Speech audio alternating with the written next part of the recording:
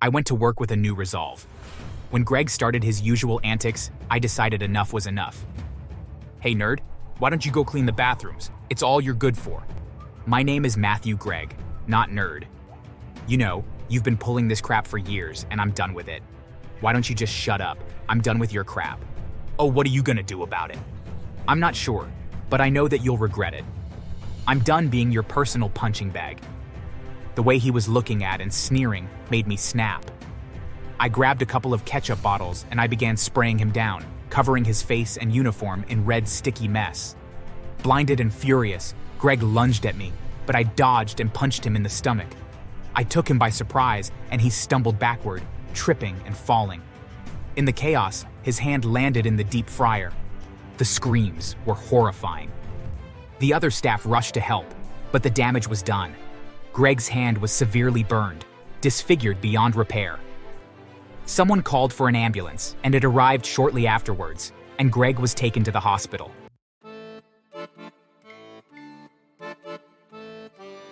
High school was hell. There's no other way to put it. My name is Matthew, and back then, I was your typical nerdy kid. Glasses, braces, and a love for all things science fiction. I was an easy target, and no one made my life more miserable than Greg. He was the quintessential jock, tall, muscular, and always surrounded by a group of adoring followers. He was even the captain of the football team. But underneath that charismatic exterior was a bully who found joy in tormenting others. His favorite targets were literally anyone smaller than him, but he was especially fond of picking on me. One day during my sophomore year, Greg and his friends cornered me near my locker. "Hey, nerd, you know it's been a while since I paid attention to you." "Greg, come on, leave me alone. I've had a bad day." "How dare you speak back to me? Someone as lowly as you should be grateful I would talk to you at all." Your locker looks really empty. How about we see if you fit in there?" "No, please don't." Before I could protest further, Greg shoved me into my locker, slamming the door shut. I could hear their laughter as I struggled to free myself. It felt like an eternity before a teacher finally let me out. Another time, Greg took things even further. After gym class, he stole my clothes and left me with nothing but a towel. I had no choice but to walk through the hallways, humiliated and exposed, while Greg and his friends howled with laughter. It was a moment I thought I'd never live down. It scarred me deeply, and to this day I feel afraid to take showers anywhere except at home. Years later, those memories still haunted me, but life goes on, and I was ready for a fresh start. I was about to begin college and needed a job to help pay for expenses. After a week of searching, I landed a position at a local fast food restaurant. It wasn't glamorous, but it was a start. The first week was tough. Learning the ropes in a fast-paced environment was exhausting, but I was determined to make it work. After all, the money I was making made my time at college more enjoyable, and I knew that if I pushed myself hard, that it would be worth it. That determination was tested when I walked into work one day and was told that the manager had hired someone new, and then I saw a familiar face. It was Greg. My heart sank.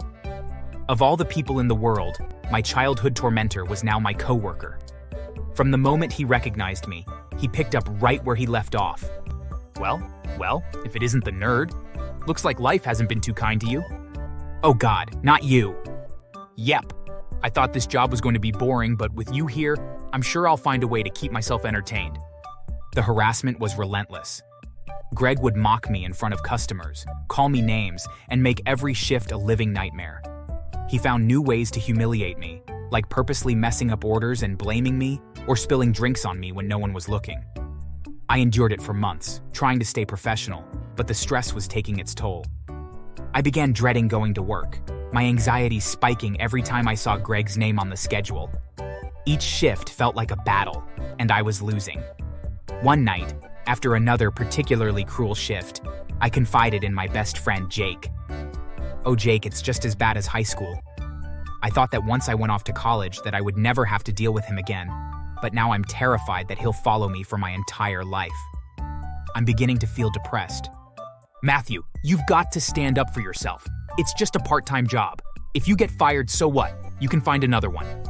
Moreover, I will advise you to enroll in a karate class, but don't tell anyone." "I need the money, Jake, but I can't keep working with Greg. He's making my life miserable." "Then make him stop. Don't let him walk all over you." There are dozens of jobs for people our age. Just push back against him, and if they fire you, then so be it. Jake was right, of course. His words gave me strength and really helped me to understand that I needed to finally do as he was telling me to and stand up for myself. I started attending a karate class and trained so hard. A few months after, I went to work with a new resolve. When Greg started his usual antics, I decided enough was enough.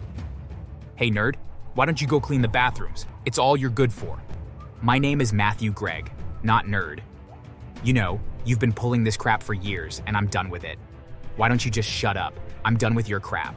Oh, what are you gonna do about it? I'm not sure, but I know that you'll regret it.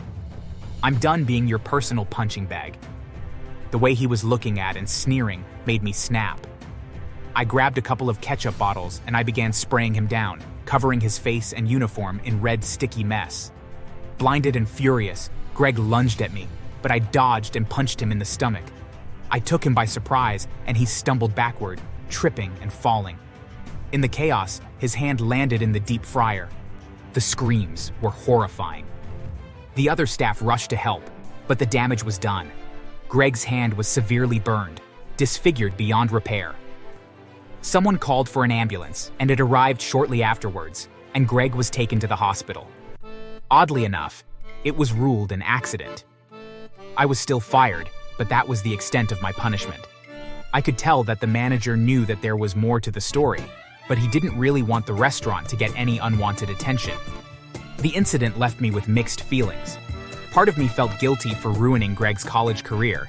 He lost his sports scholarship because of his injury, and he was forced to drop out as a result. But another part of me felt justified. For the first time, I had stood up for myself, and after years of being tormented, and even though Greg was really badly injured, it felt like a balancing of the books. In the following weeks, I saw Greg a few times around town. He avoided me, his fear evident. The power dynamic had shifted, and for the first time, I wasn't the one living in fear. Strangely, the incident gave me confidence. I started college with a newfound strength, no longer the timid kid who let others push him around. While I wouldn't wish harm on anyone, I couldn't deny the sense of liberation I felt from finally standing up to my bully.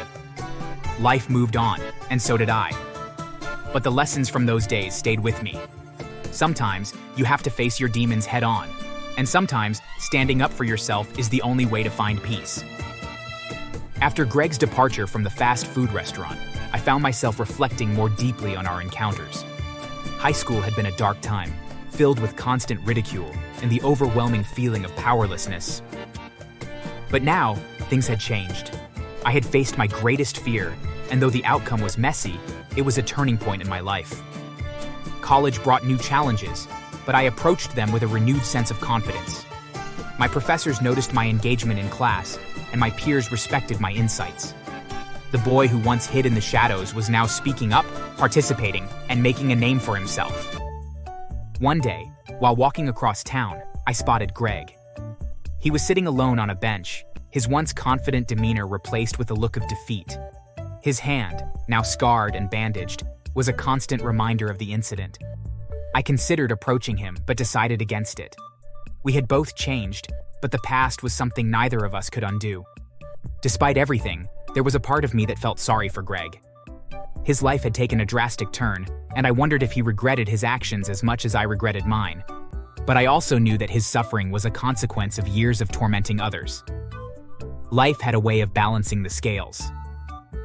As months passed, I immersed myself in my studies, joining clubs and forming friendships. I even found a part-time job at the campus library, a much more peaceful environment. The memories of high school faded into the background, overshadowed by new experiences and achievements. One evening, during a campus event, I bumped into Jake. We hadn't seen each other in a while, and it was great to catch up. Matthew, long time no see. How's college treating you? It's been amazing. Honestly, I feel like a completely different person. I can see that. You've got this confidence now. It's great to see. Our conversation drifted to the incident with Greg. Jake was curious about how I felt about it now, months later. Do you ever think about what happened with Greg? Do you regret it? Sometimes? I mean, I didn't want to hurt him, but I also couldn't keep letting him walk all over me. It's complicated. Yeah, I get that. But you stood up for yourself, and that's what matters. Our conversation reaffirmed my feelings. Life wasn't about living in fear or regret. It was about learning from our experiences and growing stronger. In the years that followed, I graduated with honors and landed a job in the tech industry. The confidence I gained from standing up to Greg carried over into my professional life. I took on leadership roles, presented at conferences, and mentored others who were struggling with their own insecurities. Every now and then, I'd hear about Greg through mutual acquaintances. He had moved out of town trying to start fresh. I hoped he found peace and learned from our shared past. As for me, I was finally free from the shadows of high school, living a life filled with purpose and pride. Looking back, I realized that standing up to Greg wasn't just about confronting a bully. It was about confronting my own fears and insecurities. It was about taking control of my life and refusing to be a victim. And for that, I'll always be grateful. Thanks for watching.